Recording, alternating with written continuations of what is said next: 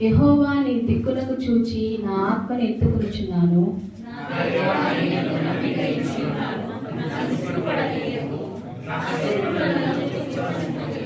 నీ కొరకు కనిపెట్టు వారిలో ఎవడనూ సిగ్గునొందడు. హేతువు లేకుండానే ద్రోహము చేయువారు సిగ్గునొందుదురు.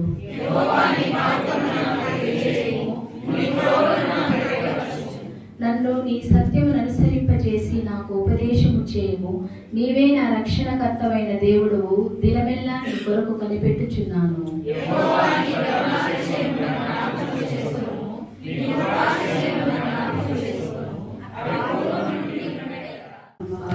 మహోన్నతుడైన మా దేవ, మీ పాదాలకు స్తుతులు స్తోత్రాలు వందనాలు నాయన.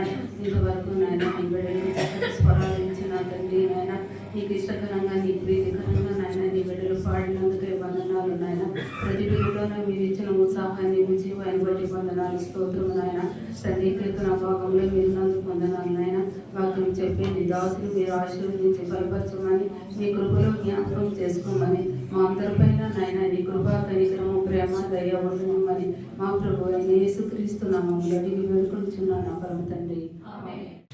దేవునికి మహిమ కలుగును గాక.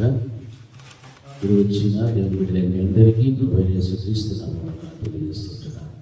దేవుని యొక్క మహాకృపను బట్టి అది ఈ రోజున గత సంవత్సరంలో అయితే ఎక్కువ మంది దేవుని సన్నిధానంలో ఆయన స్తుతించి మహిమపరిచారు. నిజంగా ఈరోజు నాకు చాలా సంతోషం. పరిశుద్ధ గ్రంథం నుండి లూకా సువార్త 2వ అధ్యాయము 11 నుండి 14 చదువుకున్నాను. దావీదు పట్టణమందు నేడు రక్షకుడు మీ కొరకు పుట్టి ఉన్నాడు. ఈయన ప్రభువైన క్రీస్తు. దానికిదే మీ కానవారు. ఒక శిశువు పొత్తి గుడ్డలతో చుట్టబడి ఒక తొట్టిలో పండుకొని ఉండుట మీరు చూచారని వారితో చెప్పారు.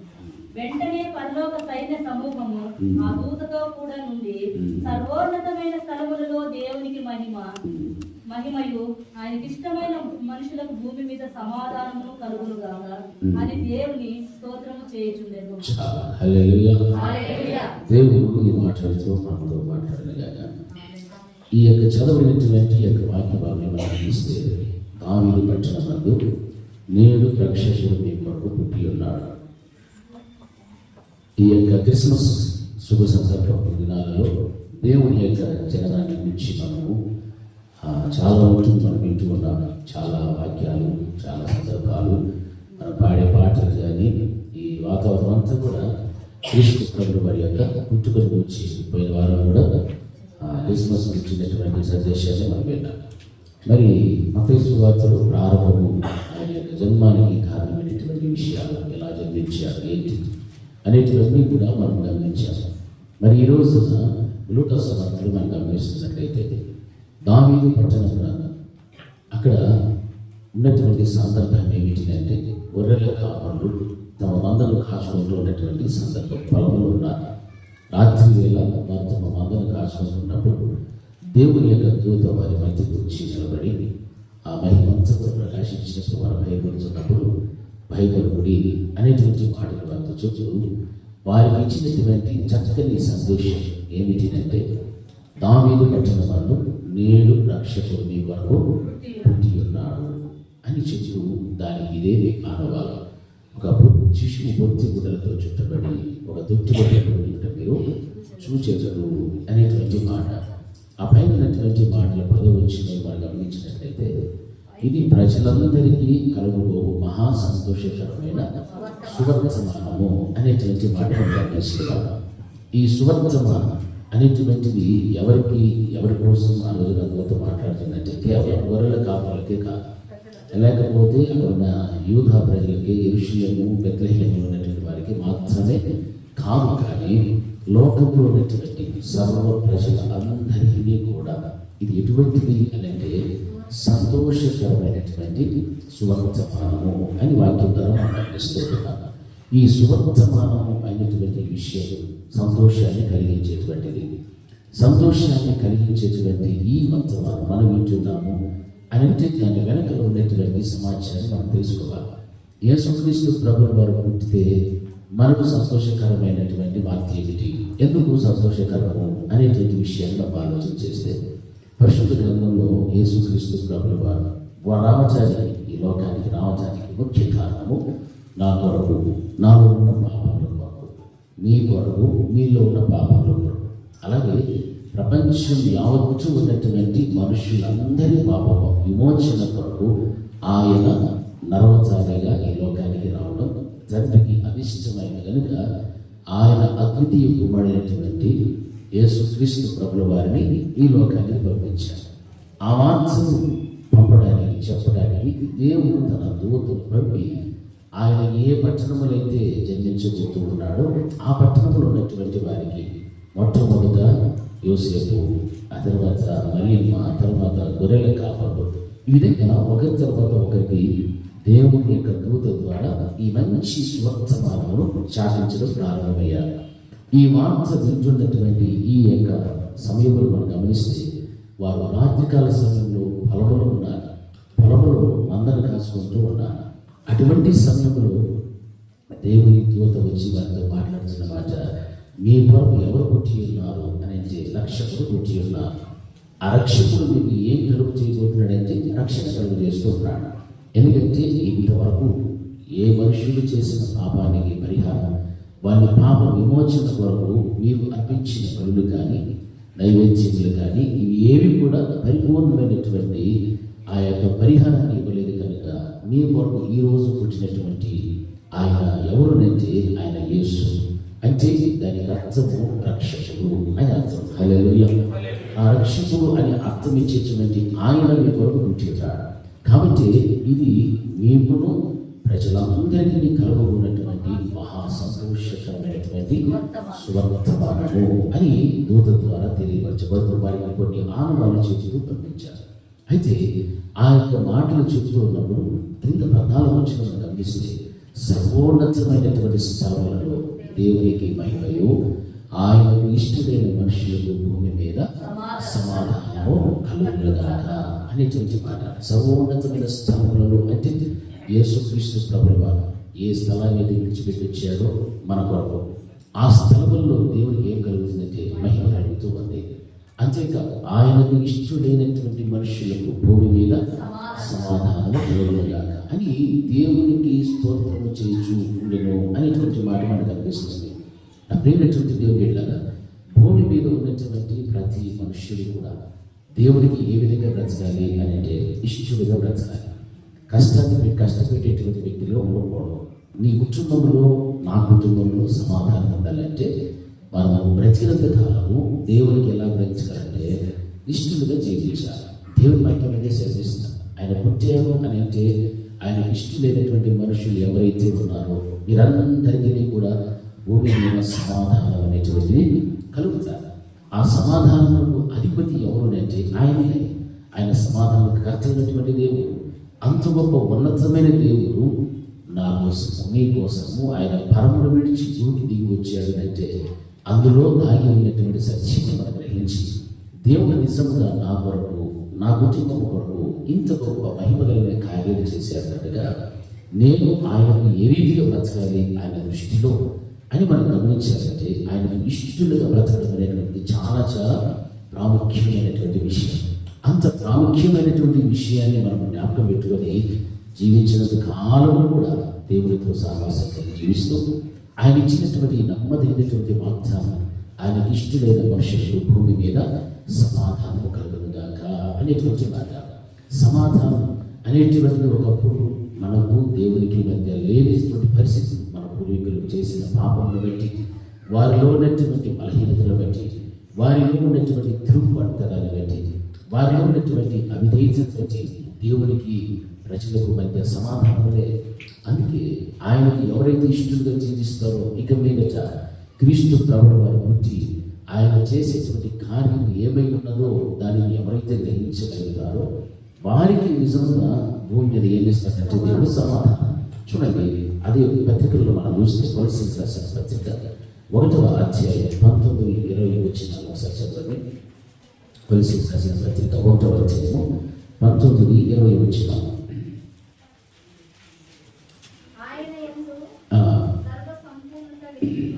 ఆయన యందు సర్వ సంపూర్ణత నివసించవలననియు ఆయన శిలువ రక్తము చేత సైన్య చేసి ఆయన ద్వారా సమస్తమును అవి భూలోకమందున్నవైనను పరలోకమందున్నవైనను వాటన్నిటినీ ఆయన ద్వారా తనతో సమాధానపరచుకొనగలనియు తండ్రి అభిష్టమాయను. గతకాలమందు దేవునికి దూరస్తులను మీ దుష్క్రియల వలన మీ మనస్సులో విరోధ భావం గలవారై ఉండిన మిమ్మును కూడా తన సన్నిధిని పరిశుద్ధులుగాను నిర్దోషులుగాను నిరపరాధులుగాను నిలువబెట్టుటకు మాంసయుక్తమైన దేహమందు మరణము వలన ఇప్పుడు మిమ్మును సమాధానపరచెను. హల్లెలూయా, హల్లెలూయా. గట్టిగా నిలిచేది హల్లెలూయా. వాక్యబలం మనం గమనిస్తే ఆయన యందు మనకేముండాలంటే సర్వసంపూర్ణత నివసించాలి. ఈరోజు మన మాత్రము దేవుని దృష్టిలో భక్తులు, ఆయన దృష్టిలో విశ్వాసం. అయితే ఆ విశ్వాస జీవితంలో దేవుని యందు సంపూర్ణత కలిగినటువంటి వ్యక్తిత్వం, ఆత్మీయ అనుభవం అనేటువంటిది ఒక్కొక్కరి జీవితంలో ఎంత మట్టుకున్నది మనం గమనించుకోవాలి. అందుకే వాక్యం ఏమంటుందంటే ఆయన యందు మనం లోక విషయాల్లో సంపూర్ణంగా ఉన్నాం. ఆరోగ్య విషయంలో సంపూర్ణత కొంతమందికి ఉండొచ్చు, లేకపోవచ్చు. ఆర్థిక విషయంలో సంపూర్ణత, ఇంకా లోకం సంబంధించిన దీవెనలు, ఆశీర్వాదాలు, సంపూర్ణత, ఈ విధంగా కుటుంబ వ్యవస్థలో కానీ సమాజంలో కానీ అన్నింటిలో కూడా మనుషుడు దేనికోసం ప్రాకులాడుతున్నాడంటే సంపూర్ణత కోసం. సంపూర్ణత ఇంకా కావాలి, ఇంకా కావాలి, సంపూర్ణమైనా కానీ ఇంకా సంపూర్ణతలోనికి, అధిక సంపూర్ణతలోనికి వెళ్ళడానికి ఇష్టపడుతున్నాను. కానీ వాక్యం ఏం సరిపిస్తుందంటే దేవుని యందు సంపూర్ణత, సర్వసంపూర్ణత నివసింపబడిన మీరు ఆయన ఏం చేశాడంటే సిలువ రక్తము చేత సంధి చేసి, హల్లెలూయా, సిలువ రక్తము చేత సంధి చేసి ఆయన ద్వారా సమస్తమును అవి భూలోకమందున్నవైనను పరలోకమందున్నవైనను వాటిని అన్నిటిని కూడా ఆయన ద్వారా తనతో సమాధానపరచుకోవాలని తండ్రికి ఏమేయాలి అభిష్టమైనది. కనుకనే తన అద్వితీయబడినటువంటి క్రీస్తు యేసు ప్రభువు గారిని ఈ లోకానికి పంపాడు. తన ద్వారా సంధి చేసుకోవడానికి. దేవునికి మనకు అసమాధానం, దేవునికి మనకు విరోధం, మన పూర్వీకులు. అందుకే గత కాలంలో దేవునికి దూరస్తులను మీ దుష్క్రియల వలన మీ మనస్సులో విరోధ భావము గలవారని ఉండిన మిమ్మును కూడా తన సన్నిధిని ఎలా పెట్టుకోవాలంటున్నాడంటే పరిశుద్ధులుగా, నిర్దోషులుగాను నిరపరాధులుగాను నిలవబెట్టుటకు ఆయన మాంసయుక్తమైన, అంటే మనలాంటి శరీరాన్ని ధరించుకున్నటువంటి వ్యక్తిగా ఆ మాంసయుక్తమైన దేహంలో మరణం వల్ల ఇప్పుడు మనల్ని ఏం చేసినట్టున్నాడు సమాధానపరిచేసేందుకు ఆ సిలువ రక్తము మన మీద పోషించి, ఆ పోషించబడినటువంటి రక్తము ద్వారా మనకి ఏమి ఇచ్చాడంటే విమోచన. ఆ విమోచన కలిగిన దానిని బట్టి తండ్రికి మనకు మధ్య సంధి చేసి ఆయన మనకు సమాధానాన్ని ఏర్పరిచాడు. హల్లెలూయా. ఈ సత్యాన్ని మనం గ్రహించాలి. ఎందుకు యేసుక్రీస్తు ప్రభువు పుట్టారు 2024 సంవత్సరాల పూర్వం అంటే ఈ కార్యాన్ని మనం జ్ఞాపకం పెట్టుకోవాలి. ఎందుకంటే క్రైస్తవులు ఎప్పటికీ కూడా ఆయన మొదటి రాకడను ఉంచినటువంటి సంతోషాన్ని, సంబరాన్ని చేసుకోవడం కంటే దానిని జ్ఞాపకం చేసుకుంటూ రెండవ రాకడ కొరకు సిద్ధపడటం చాలా ప్రాముఖ్యం. హల్లెలూయా. మొదటి రాకడ అంటే మనం క్రిస్మస్ పండుగ చేసుకుంటాం, ఆ తర్వాత మర్చిపోతున్నాం. అసలైనటువంటి క్రియ, అసలైన కార్యం ఆయన చేసేది ఏమిటిదని మనం జ్ఞాపకం పెట్టుకోవాలి. క్రిస్మస్ పండుగ మంచిగా చేసుకుంటున్నాం, కానీ ఆయన ఎందుకు వచ్చాడు, ఏం చేశాడు అనేటువంటి విషయాలు మనం జ్ఞాపకం పెట్టుకోవాలి. ఆయన 33 సంవత్సరాల కాలం జీవించి మనందరి పాపములు కూడా ఆయన మీద వేసుకున్నాడు. ఇదిగో లోక పాపమును మోసుకొని పోవు దేవుని గొర్రె పిల్ల అని యోహాను గారు మాట్లాడుతున్నారు. ఆయన చూచి ఆ మాటలు మాట్లాడితే ఈయన ఎవరి కోసం వచ్చారు అంటే మన కోసం, మనందరి పాపముల కోసం వచ్చాడు. కనుకనే యోహాను భక్తుడు అంత స్పష్టంగా యేసుక్రీస్తు ప్రభువు వచ్చి మాట్లాడుతున్నాడు. అందుకే ఇదిగో లోక పాపమును మోసుకొని పోవు దేవుని గొర్రె పిల్ల. ఆ గొర్రె పిల్ల చేసిన కార్యం ఏమిటంటే సంపూర్ణత నివసించాలని దేవుని మనందరికీ కూడా ఆయన యొక్క శిలువ రక్తము ద్వారా సంధి చేసి ఆయన ద్వారానే సమస్తమును కూడా సమాధానపరచుకోవాలని తండ్రికి ఇష్టమయ్యేది. కాబట్టి యేసుక్రీస్తు ప్రభువు మన కోసం ఏం చేసుకున్నాడు, తను చాలా బలిగాను అర్పణగా అర్పించుకొని తన రక్తమునంతటిని కూడా చిందించి మనకి ఈ రోజున ఇటువంటి రక్షణ వాక్యాన్ని దేవుడు అనుగ్రహించారు. అందుకే ప్రకటన గ్రంథంలో మాట ఏం రాయబడిందంటే చూడండి, 5వ అధ్యాయము 12-13 వచనాలు సరిసరి. ప్రకటన 5:12-13. వారు వధింపబడిన గొర్రెపిల్ల శక్తియు ఐశ్వర్యమును జ్ఞానమును బలమును ఘనతయు మహిమయు స్తోత్రమును పొంద నర్పుడని గొప్ప స్వరముతో చెప్పుచున్నవి. అంతటా పరలోకమందును భూలోకమందును భూమి క్రిందను సముద్రములోను ఉన్న ప్రతి సృష్టము అనగా వాటిలోనున్న సర్వమును సింహాసనాసీనుడైన ఉన్నవానికి స్తోత్రమును ఘనతయు గొర్రె పిల్లలను స్తోత్రమును ఘనతయు మహిమయు ప్రభావమును యుగ యుగములు కలుగునగాకని చెప్పుకుంటే హల్లెలూయా హల్లెలూయా. చూడండి, ఈ వాక్యం మనం గమనించినట్లయితే ఇక్కడ యేసుక్రీస్తు ప్రభువు వారైతే మనకు సజ్జ చేశారు, ఏ దేవుడికి నీకు లేని సమాధానాన్ని మరలా సమాధానం ఇచ్చాడో ఆయన గూర్చి మాట్లాడుతున్నమాట. వధింపబడిన గొర్రె పిల్ల శక్తియు ఐశ్వర్యమును జ్ఞానమును బలమును ఘనతయు మహిమయు స్తోత్రమును పొంద నర్పుడని గొప్ప స్వరముతో చెప్పుచూ ఉండేది. ఈయనకు ఉన్నటువంటి అధికారం పరలోక రాజ్యంలో దాని గురించి స్పష్టంగా చెబుతున్నారు. అంతటా పరలోకమందును భూలోకమందును భూమి క్రింద సముద్రం ఉన్న ప్రతి సృష్టము అంత గొప్ప ఉన్నతమైనటువంటి ఔన్నత్యమైన మహనీయమైనటువంటి స్థానంలో ఉన్నటువంటి దేవుడు మన కోసం ఏం చేశారు? మాంసయుక్తమైన దేహాన్ని ధరించారు. ఎందుకొరకు? మనల్ని విమోచించడం కోసం, మనం రక్షించడం కోసం. అందుకే మన సువార్త ఏంటంటే ఆయనే వారి పాపముల నుండి తన ప్రజలను ఆయన పాపం నుండి ఆయనే విడిపించు రక్షించును అనేటువంటి వారు. కనుకనే ఆయనకు యేసు అని పేరు పెట్టుదు అంటున్నాడు. ఇక్కడ మాట్లాడుతున్నమాట ప్రతి సృష్టము అనగా వాటిలో ఉన్న సమూహమును కూడా సింహాసనాసనుడై ఉన్న వారికి రెండవది ఏమంటున్నారు ఇక్కడ? గొర్రె పిల్లకును స్తోత్రమును ఘనతయు మహిమయు ప్రభావమును యుగ యుగములు కలుగునుగాక అని చెప్పుట వెంటిది. యోహాను గారు మాట్లాడుతున్న మాట ఆయన దర్శనంలో చూస్తున్న ప్రతిదీ కూడా గమనిస్తున్నాం.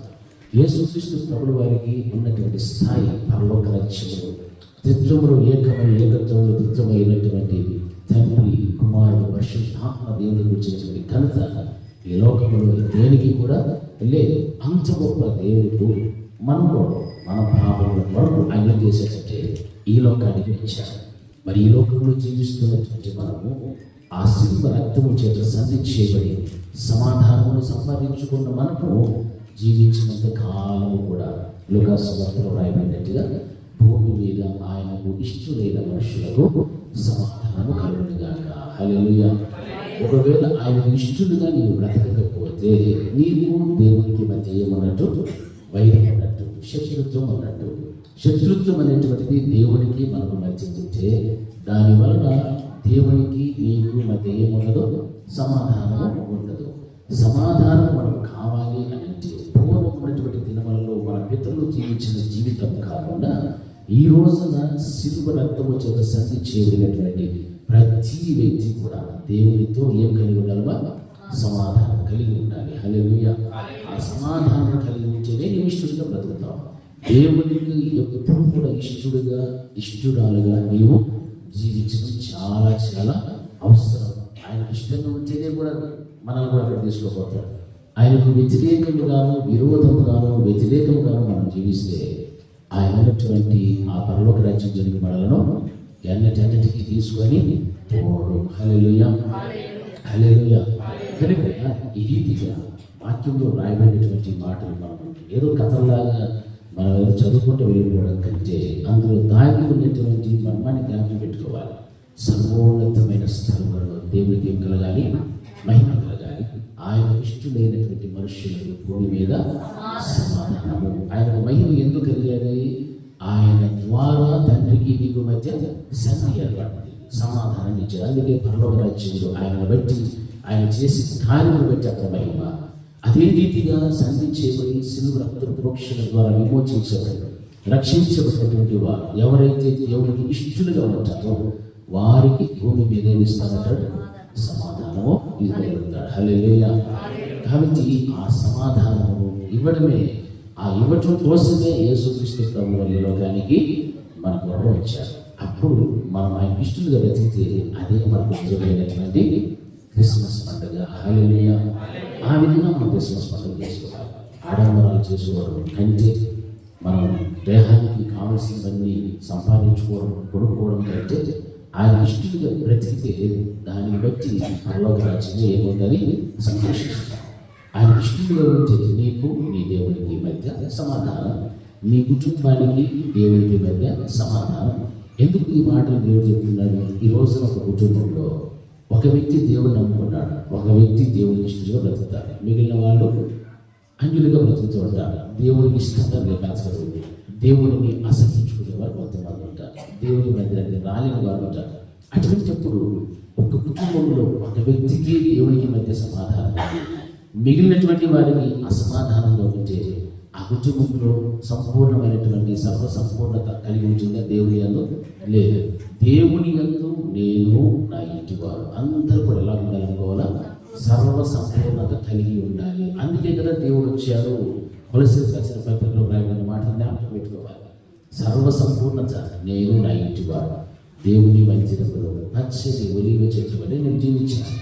ఆ విధంగా జీవిస్తేనే అప్పుడే నేను, నా ఇంటి వారందరూ ఎలా ఉండాలని సర్వసంపూర్ణతలో బ్రతుకుచున్నాం. దేవుని యందు లోక విషయాలు పక్కన పెట్టేది, మనం ఏ స్థితిలో ఉన్నా అది దేవుడికి అవసరం లేదు. నువ్వు ఏ స్థాయి కలిగి ఉన్నావో అది దేవుడు చూడడు. దేవుని యందు నీకు ఉన్నటువంటి స్థాయి ఎలా ఉండాలంటే సర్వ సంపూర్ణత దేవుని యందు. అది కాకుండా మనం ఇంకా ఏ విషయంలో ఎంత సంపూర్ణమైనా దానివల్ల ఎవరికి ప్రయోజనమో దేవుడు మనం తీసుకుంటాడు. దాన్ని బట్టి దేవుడు మనకు మార్గం వేయడు. మనం చూచేటువంటి దేవుడు మన హృదయాన్ని చూస్తారు. నా యందు సర్వ సంపూర్ణత ఎవరైతే కలిగి ఉన్నారో వారిని మాత్రమే దేవునికి ఎలా బ్రతుకుతూ ఉంటారు? ఇష్టలుగా బ్రతుకుతూ ఉంటారు. హల్లెలూయా. ఒక వ్యక్తి ద్వారా సమాధానం వస్తే 4 వ్యక్తుల ద్వారా అసమాధానం వస్తాయి. అంటే దేవుని కార్యముల కంటే సాతాను కార్యాలు ఎక్కువగా కొన్ని కుటుంబాల్లో కనిపిస్తూ ఉన్నాయి. ఆ సాతాను కార్యంలో రాకుండా ఉండాలంటే కుటుంబం అంతా కూడా ఏమై ఉండాలి? దేవుని యందు సర్వసంపూర్ణత కలిగి ఉండాలి. హల్లెలూయా. కుటుంబం యావత్తు సర్వసంపూర్ణత కలిగి ఉంటే దానికి మించిన భాగ్యవంతమైన కుటుంబం ఒకటి ఉండనే. కనుక దేవుడు మనకిచ్చిన ఈ రక్షణ కాపాడుకుంటూ, దేవుడిలో మనం ఎదుగుతూ బలపడుతూ, విశ్వాసంలో కాపాడుకుంటూ, ఈ విధమైనటువంటి సంతోషాన్ని అనుభవిస్తూ దేవుని జ్ఞాపకం పెట్టుకోవాలా? దీన్ని జ్ఞాపకం తెచ్చుకొని మళ్ళీ దేనికోసం జ్ఞాపకం పెట్టుకోవాలి? అది రెండవ రాకడను జ్ఞాపకం పెట్టుకుంటే చాలా. రెండవ రాకడలో ఎలా వస్తున్నాడు దేవుడు?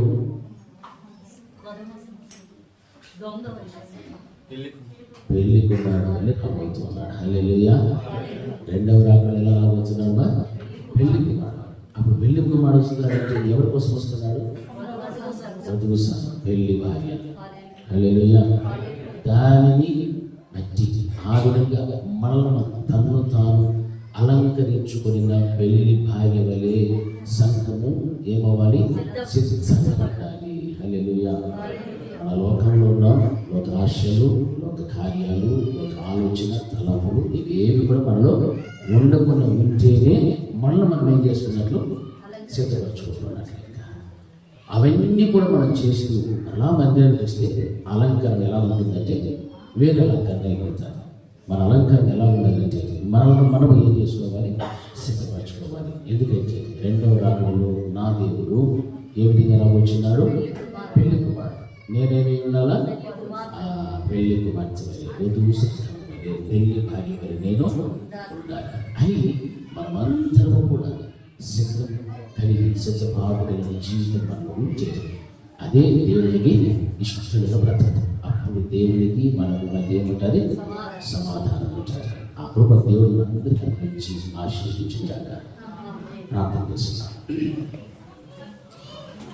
బహుమతులైన మా తండ్రి, మీ ఔన్నత్యమైన ప్రేమను బట్టి మీకు స్తోత్రాలు.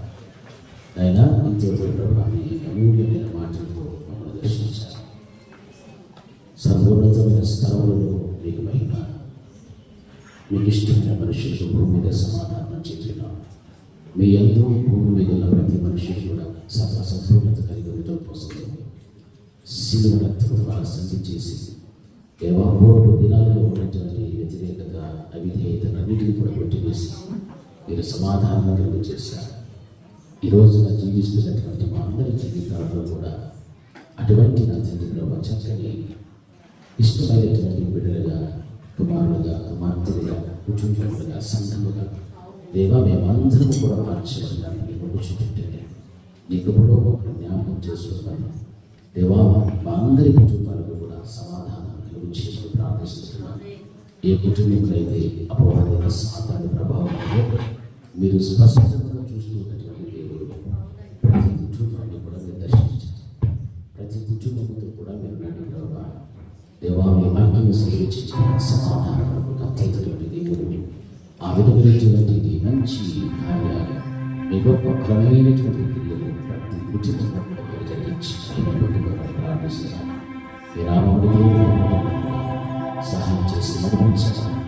సమస్తము చేతులు నజరేయుడైన యేసుక్రీస్తు ప్రశస్త నామమున అడిగిపోతున్నాము తండ్రి. నా ప్రాణన యెహోవాను స్తుతించు, నా అంతరంగమున సమస్తమైన పరిశుద్ధ నామమును స్తుతించు. నా ప్రాణన యెహోవాను స్తుతించు, ఆయన చేసిన కార్యములను దేనిని మరవకు. మన చదివిన దేవుని ప్రేమ, కుమారుడైన యేసుక్రీస్తు యొక్క కృప, పరిశుద్ధాత్మని యొక్క అన్యోన్య సహవాసం ఇప్పుడు ఎల్లప్పుడూ నిత్య నిరంతరం సదాకాలం ఆయన కృపా సమాధానం మనకు, మన కుటుంబం